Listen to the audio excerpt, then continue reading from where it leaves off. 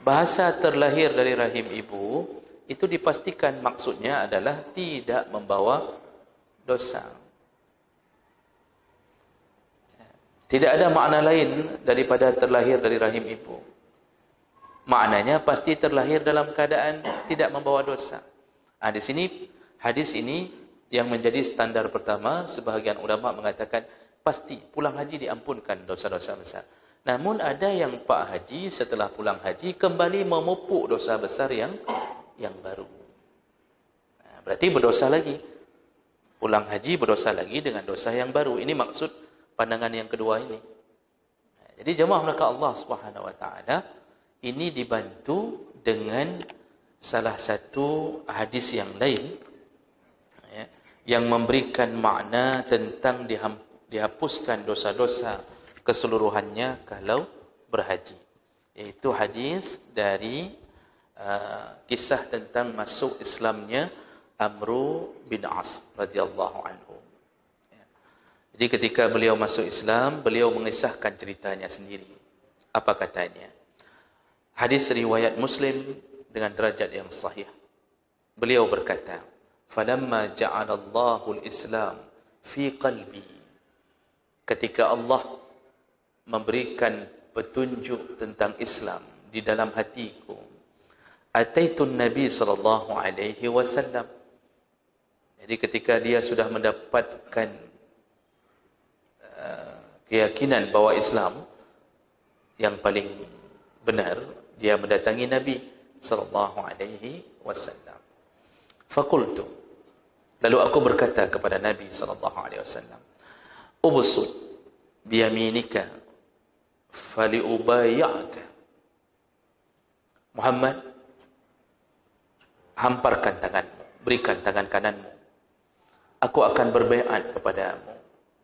Ini dia langsung datang kepada Nabi, langsung memohon Nabi memberikan tangan kanan untuk berbaiat. Maksud berbaiat, dia bersyahadat lalu berbaiat bahwa kebenaran Nabi sebagai utusan Allah, dan tentu itu diiringi dengan kesaksian bahwa Allah itu satu.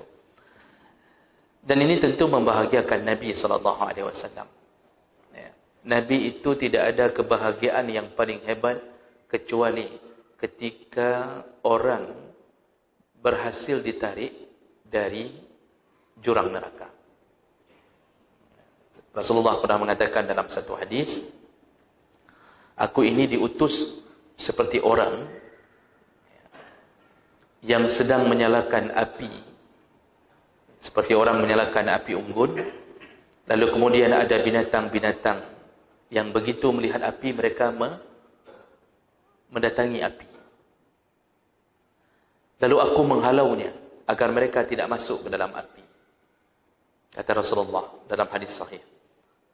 "Begitulah perumpamaanku kepada kalian," kata Rasulullah. "Aku menghalau kalian jangan masuk ke dalam api. Tapi di antara kalian ada yang nekat untuk masuk ke dalam api." Makanya orang-orang yang tidak taat pada Nabi, tidak taat pada Allah dan Nabi, itu kan disebut dengan orang yang enggan. Kan waktu kata Rasulullah, "Kullu ummati yadkhuluna jannah," setiap umatku masuk surga, "illa man aba," kecuali yang enggan, yang tidak mau masuk. Berarti semua umat Nabi kesempatan masuk surga besar. Namun di antara kesempatan yang diberi kesempatan itu ada yang tidak mau masuk. Siapa yang tidak mau masuk? Nanti di tengah hadis berbunyi, "Wa man asani faqad aba." Barang siapa yang maksiat kepada perintahku, maka dia telah memproklamirkan diri dia tidak mau masuk surga. Makanya sekarang ni umat Islam ni kan umat paling dimanjakan sepanjang sejarah oleh Allah. Paling dimanjakan. Kesalahannya begitu mudah diampunkan. Berulang-ulang Allah tetap mengampunkannya sebelum nyawa berada di tenggorokannya. Urusan kesalahan-kesalahan dalam ibadahnya, dalam salatnya, Allah ampunkan dia hanya dengan melakukan sujud sahwi. Kesalahan kurang 3, 4 rakaat, hanya dengan sujud sahwi Allah sempurnakan. Walaupun rakaat itu telah berubah menjadi 5 rakaat. Ini umat paling dimanjakan. Kena tarik cicak di kaki, perlukah wuduk kembali? Perlukah wuduk kembali kena tai cicak di kaki? Dalam fikih, bagaimana urusan ini? Tidak perlu. Cukup hanya cuci di tempat yang terkena najis. Yang wajib wuduk kembali yang mana? Kalau hadas. Keluar kentut. Walaupun kentutnya kecil sekali. Tapi kalau itu yakin kentut, wuduk kembali. Kena najis, kena muntah, kena apa saja, balik cuci kaki. Atau jatuh tai cicak sedang solat, batalkan solat. Katakanlah terkena najis. Wajibkah wuduk? Tidak. Cukup bersihkan di mana tempat tai cicak saja. Masya Allah, umat yang paling diringankan Allah Subhanahu Wa Taala. Jadi Allah punya rencana untuk kita agar kita masuk surga. Namun kita sendiri yang enggan. Kita badan. Kita ini kerhulai, keras kepala. Kleoprium. Tuli peluit. Jadi sudah dikasih tahu begitu mudahnya masuk surga umat Muhammad ini dibereskan Allah Subhanahu Wa Taala. Makanya Nabi paling sedih ketika umatnya melakukan maksiat.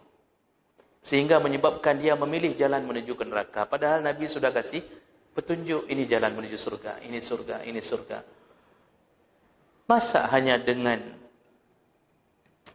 memindahkan batang kayu yang jatuh di tengah jalan dengan harapan semoga kaum muslimin lain tidak terkena kemudaratan di tengah jalan itu, agar enggak jatuh Honda orang, enggak jatuh kenderaan-kenderaan yang melewati. Kita pindahkan, kita sepak batu ke samping agar orang enggak jatuh.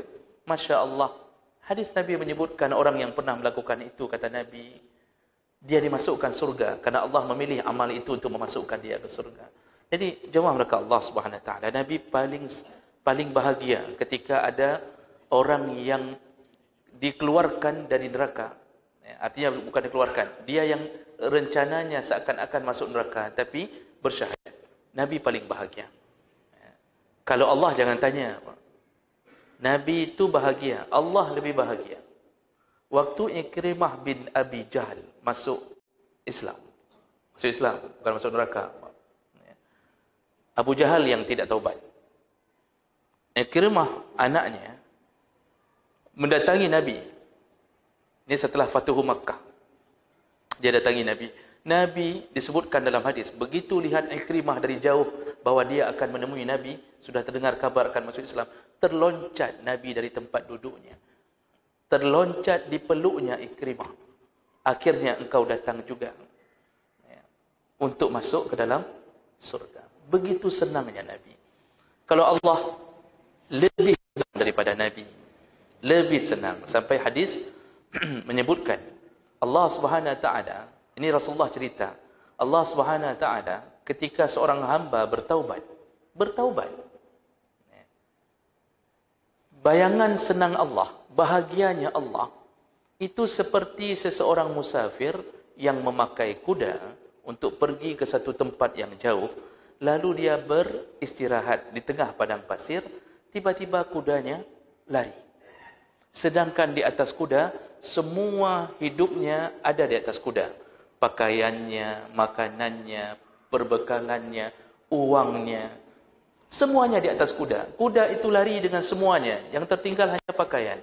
Sehingga musafir ini, kata Rasulullah, akhirnya terduduk. Dan dia hanya menunggu kematiannya saja. Tidak tahu pergi ke mana. Tidak ada apa-apa lagi. Begitu susahnya dia. Dan tidak lama, setelah dia merasa diri tidak ada harapan lagi, karena semuanya hilang begitu saja dari dirinya, tiba-tiba kuda itu muncul kembali. Saking senangnya si musafir, dia bersyukur kepada Allah dengan mengucapkan, Allahumma anta abdi wa ana rabbuk. Ya Allah, engkaulah hambaku dan akulah Tuhanmu. Terbalik kalimat saking senangnya. Orang kan sering terbalik-balik kalimat kalau sedang senang. Waktu keluar gaji kan banyak yang enggak beres bicaranya. Saking senangnya kudanya kembali, Bapak silakan cek hadis di dalam Google juga boleh, tentang bagaimana bahagianya Allah ketika taubatnya hamba. Ini hadis-hadis sahih. Saya lupa apakah Bukhari atau Muslim, saya lupa. Hilang harapan, tiba-tiba datang kuda. Sampai terbalik-balik mulutnya saking senangnya datang kuda ini lagi. Nabi ingin mengatakan, begitulah bahagianya Allah ketika seseorang datang untuk bertaubat kepada Allah Subhanahu Wa Taala. Mungkinkah Allah tidak menyambut hamba yang bertaubat karena dia sudah lama dalam keadaan maksiat? Tidak mungkin, karena Allah bahagia. Makanya ketika Amr bin As datang kepada Nabi, lalu dia mengatakan, ya Rasulullah, wahai Muhammad, bentangkan tanganmu, berikan tangan kananmu, aku akan berbaiat kepadamu. Langsung Nabi tanpa ada basa-basi, fabasata biyaminihi, langsung Rasulullah membentangkan tangan kanannya, dia berikan tangan kanannya. Qala, lalu Amr bin As menyambung cerita dengan mengatakan, faqabattu yadiya, lalu aku kemudian menarik tanganku kembali. Jadi setelah Nabi memberikan tangan kanannya, Amr bin As menarik tangannya kembali. Qal, lalu Rasulullah berkata, malaka ya Amr, malaka ya Amr, ada apa wahai Amr, kenapa engkau tarik kembali tanganmu? Qal, lalu kemudian Amr bin As menjawab, aradtu an ashtarita, ada satu syarat, ada satu syarat, kalau engkau penuhi syarat ini, maka aku akan berbaiat. Tapi kalau engkau tidak penuhi, aku tidak jadi masuk Islam. Ini syarat dari Amr bin As. Lalu kemudian Nabi berkata, tashtaritu bimadza? Apa yang syarat yang kau ajukan? Qultu, Amr bin As berkata, ayyaghfirali. Syaratnya, semua dosa-dosaku yang dulu bisa diampunkan Allah. Itu syaratnya. Kita pikirkan minta syarat macam-macam. Rupanya minta syaratnya, aku masuk Islam dengan syarat dosa-dosa yang lalu bisa diampunkan tidak? Jangan sampai di akhirat, maksudnya jangan sampai di akhirat jangan dihitung sih. Atau ikut waktu masa jahiliyah itu jangan sampai dihitung juga. Jadi ini menunjukkan apa? Mereka itu minta syarat yang mereka tidak ingin diri mereka ada sesuatu yang menahan menuju ke surga. Ini Amr bin As. Lalu Rasulullah berkata, amma alimta anna al-Islam yahdimu ma kana qablah. Engkau belum tahu, atau belum tahukah engkau, wahai Amr, bahwa dengan masuk Islam, maka hancurlah, terhapuslah semua dosa-dosa sebelum Islam. Jadi maksud Nabi menjawab pertanyaan ini dengan, menjawab syarat ini dengan sebuah pernyataan yang berbentuk pertanyaan. Engkau belum tahu rupanya bahwa orang yang masuk Islam itu diampunkan semua dosa-dosa masa lalu hanya dengan bersyahadat, dihapuskan semuanya. Wa annal hijrah tahdimu ma kana qablaha, dan juga hijrah bisa mengampunkan semua dosa-dosa orang-orang yang berhijrah. Jadi dosa sebelum berhijrah itu diampunkan hanya dengan berhijrah. Ini tentu hijrah yang dimaksud. Yang pertama adalah hijrahnya para kaum muhajirin, yang hijrah mereka benar-benar hijrah karena Allah dan Rasul. Nah, mereka ini termasuk orang-orang yang diampunkan dosa-dosanya. Makanya kaum muhajirin dalam fikih itu disebutkan bahwa kalau ada kaum muhajirin di tengah-tengah sahabat, maka kaum muhajirin lebih diutamakan untuk menjadi imam daripada kaum ansar. Karena perjuangan mereka bersama Nabi mempertahankan agama dari titik nol. Nah, jadi orang muhajirin, kalau golongannya ahlus sufah, ahlus sufah yang kehilangan segala-gala setelah hijrah, tidak ada rumah lagi, istri, ada yang belum mau masuk Islam, lalu terpaksa ditinggalkan di Makkah. Jadi mereka tinggal di mana? Diizinkan Nabi buat kemah di sekitaran masjid Nabi, di sekeliling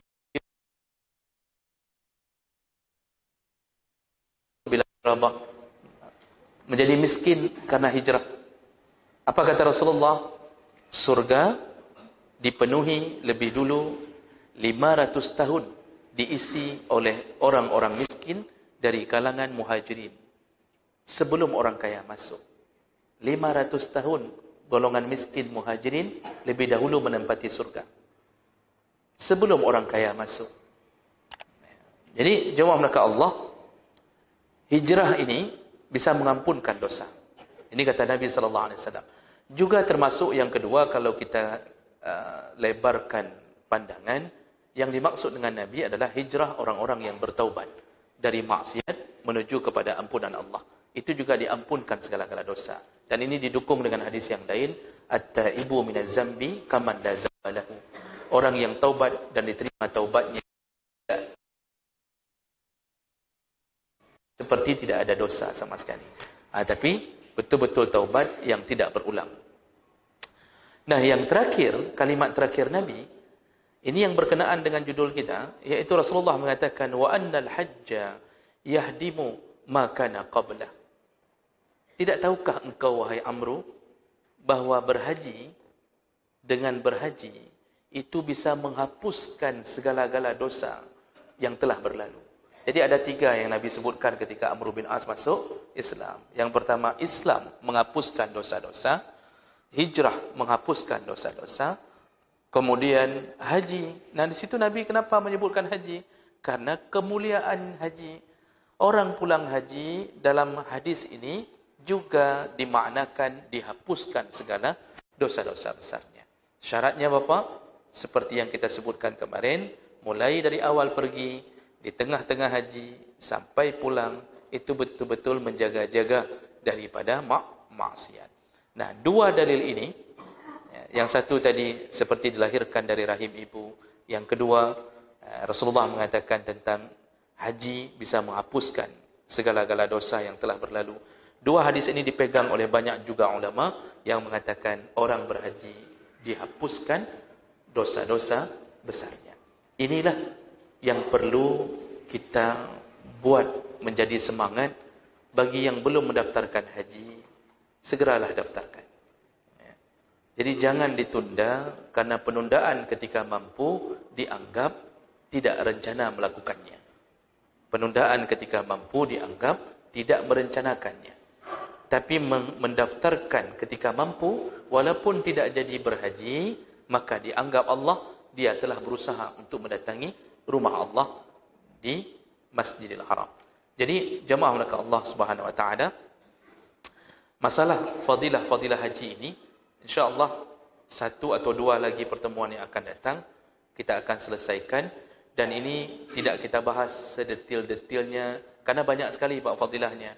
Nanti di sana ada fadilah wukuf di Arafah, ada fadilah lempar jamarat. Kita tidak bahas sedetil itu, ya. Tapi yang penting kita tahu bahwa urusan haji ini urusan penting, jangan diremehkan bagi mereka yang belum berhaji. Yang sudah berhaji, bermohonlah kepada Allah semoga haji itu menjadi haji yang menyebabkan jalan menuju surga Allah Subhanahu wa taala. Mudah-mudahan bermanfaat. Saya rasa mungkin sekitar 1 menit lagi sudah akan berkumandang azan. Kita cukupkan. InsyaAllah semoga yang berhadir Allah telah catatkan pahala, dan semoga Allah mengumpulkan kita kembali di dalam surganya. Amin ya rabbal alamin.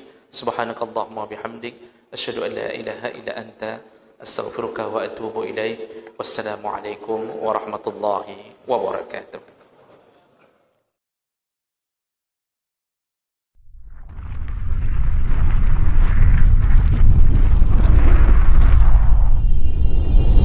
Thank you.